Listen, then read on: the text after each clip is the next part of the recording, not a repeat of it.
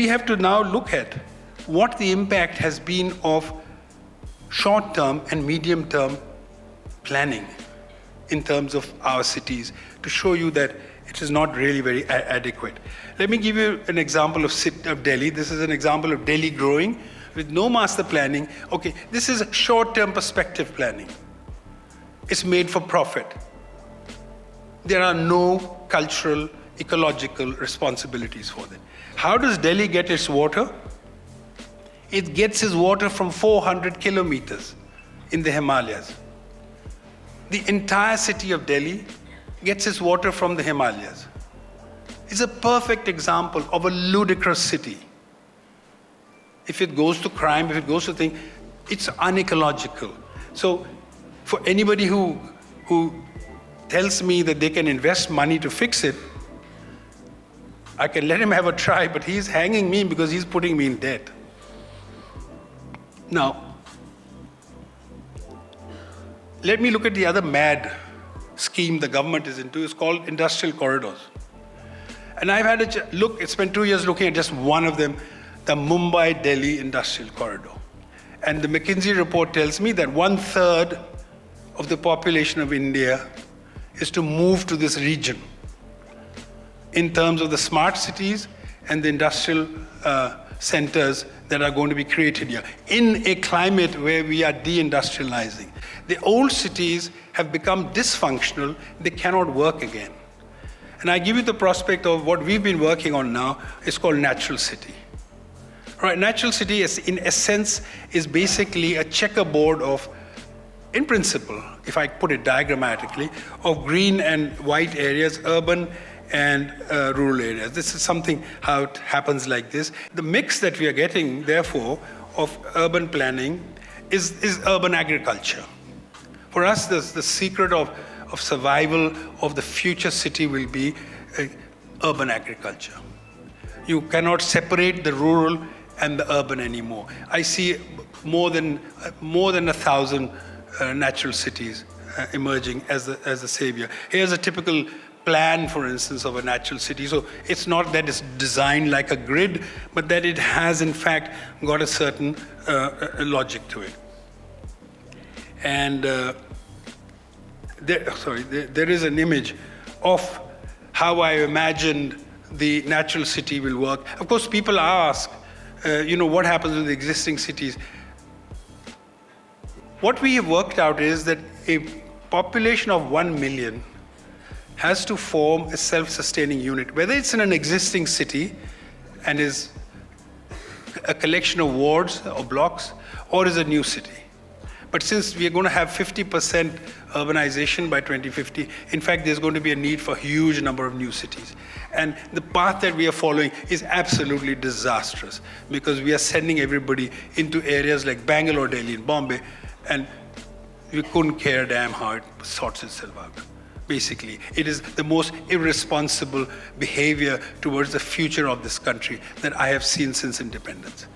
Now, we are offering a completely different point of view to how we can survive. This is based on scientific evidence. There's a group of architects and scientists who are working on this, but we do feel we are whistling in the wind because actually the government is not interested. Let me give you an idea of how we are working on the future. Let me give you the disaster that is awaiting us in Amravati. Amravati, the Chief Minister, in his wisdom, has decided to locate it on the banks of the Krishna River. Now, that city is being built, as you can see from our study, in the floodplain of the Amravati. It's a real estate venture, and they are continuing to build it. We have now moved the Green Tribunal Court, and we have approached them, and we have told them this kind of vision of a future capital of Andhra Pradesh is not only 50 years old, it's going to be a disaster for tomorrow because it has no concern for ecology, employment, agriculture, or any of the things that are going to matter in the coming years.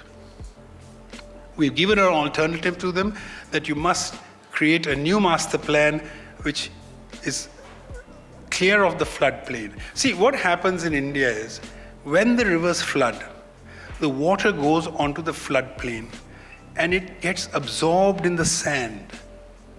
And that water is mineral clean and is available. So the tests we have done, of the studies we've done in Delhi, has shown that already 20% of the population in Delhi is getting fed from water in the sand. It's just being extracted out by dozens of tube wells. Now this source of water has not been looked at all seriously. It's when we approached them and told them that you're taking this water from Himachal, it doesn't make sense when you have a Jamna which is flooding every day. And if you go and build on that floodplain, you've lost the source of water. This is free, mineral quality water. So we approached the Andhra government and said that that canal down the center, they wanted the capital complex to be on the water. We said you can make your canal and have your capital complex there, but after the canal is the flood river. You do agriculture on it. You have orchards on it, but don't build on it. Now, these are very, very important perceptions, because the scientists and environmentalists are working in isolation.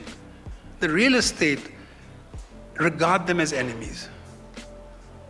Now, we are actually in the process, and I would appeal to you as potential designers that if you do not take this responsibility of understanding the long-term perspectives of where this country is going. We are not surrounded by great people. Huh? We have on our sides Afghanistan, Iraq, Iran, Nepal, Bangladesh, countries which have failed.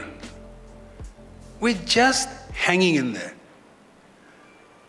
And we are hanging in there, we will be tipped. A thing like demonetization turns the country upside down. Please understand the edge on which this country is surviving. Just one global warming, one cyclone hitting Chennai, and it devastates the place. So we have no protective mechanism while we are sailing into this undefined city of smart cities and industrial corridors. The underneath is getting eroded away. It is our contention that unless we radically rethink our cities, we will not survive the impact of these long-term changes that have already begun. If we start the journey by advocating smart cities and industrial corridors, we have already given up on the future because we have sold it to the private investor. If you go to a forum abroad, you hear a lot about this. The global warming and the preparations we have to make, and the way the flooding is being prevented with gates being put in rivers, etc. We're not doing anything. We have 6%, 7% economic growth, highest in the world. And we're not investing in our future.